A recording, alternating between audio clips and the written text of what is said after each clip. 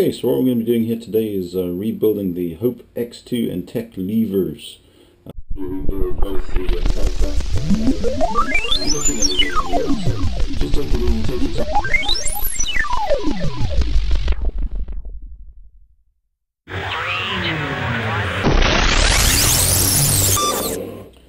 So there's a couple of things you're going to need before you get started with the project.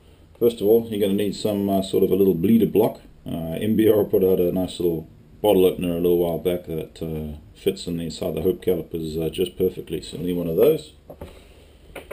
Need a little 8mm open-ended wrench for loosening off all of the little banjo bolts and the bleeder bolts on the caliper there. A little screwdriver for picking out seals and things like that. We'll get into that. Need yourself a couple of Allen keys. Need a 3mm, two of those, and one 2mm for loosening off the grub screws. I'll show you that. Need a little T10 Torx bit for loosening off some of the screws on the lever assembly. Always handy to have the old Leatherman just for moving things around. Of course, you need the little Hope tool. This one is the HTT CTC, the C tool. That'll get into loosen off the bore cap assembly there. Little flathead screwdriver, that's always handy to have. A little bit of red rubber grease, that's for lubricating up the new caliper seals as well as the master cylinder seals and that. Just make sure everything heats up nicely and goes together smoothly. You can use a little cotton bud to apply that, Q-tip as they say in America. Pad spreader, pushing the pads back in. And of course your all-important rebuild materials. I'm going to put some new pads in the caliper once it's rebuilt, so just kind of get everything renewed back up to a new standard. Y-Flux red, so we've got a new little master cylinder cap assembly there for her to put on there. This is a great little kit. It is the Tech 2 seal kit. It's got every single seal you need to fully rebuild both the caliper and the lever all in one. And it's about 5 pounds. Very, very good. Finally, a nice little bore cap, red one there. Okay, well, let's get started. There's a couple of things I found that make the job a little bit easier.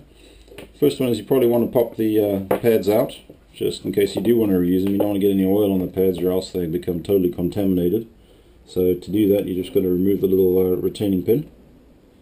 And there we are, got that off. Now I like to keep a just a little lid around just so you can pop all your little pieces and parts inside there and they don't get lost. It's always the smallest parts that tend to disappear the fastest. So you grab your 3mm Allen key, that'll take the pin out for the brake pads.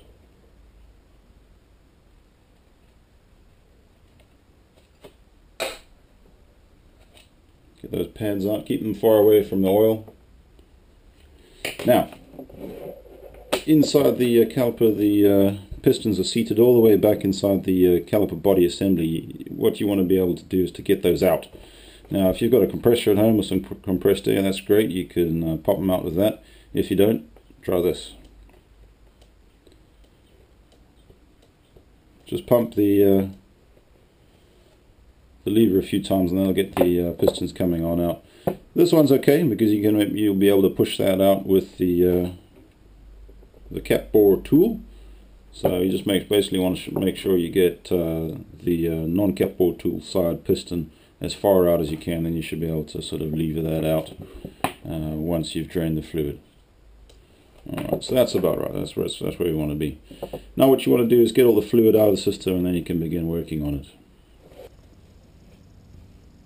Okay, so we've got all the fluid out of the caliper and lever assembly. Just did that by loosening off the little bleeder bolt over here and attaching that to the hose from the bleeding kit assembly supplied by Hope.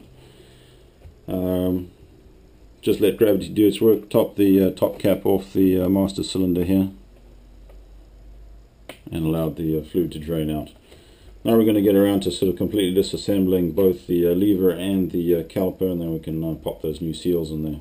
So what I like to do is to take apart the caliper from the lever assembly. It just makes it a little bit easier to work on, so you don't have these two things moving around on you as much. So to do that, just grab your little 8mm wrench, undo the banjo, and then you've got the caliper and lever completely apart. There you go. Alright, so we're ready to sort of go to work. We'll start with the caliper. We'll get that rebuilt up, and then we'll move over to the lever.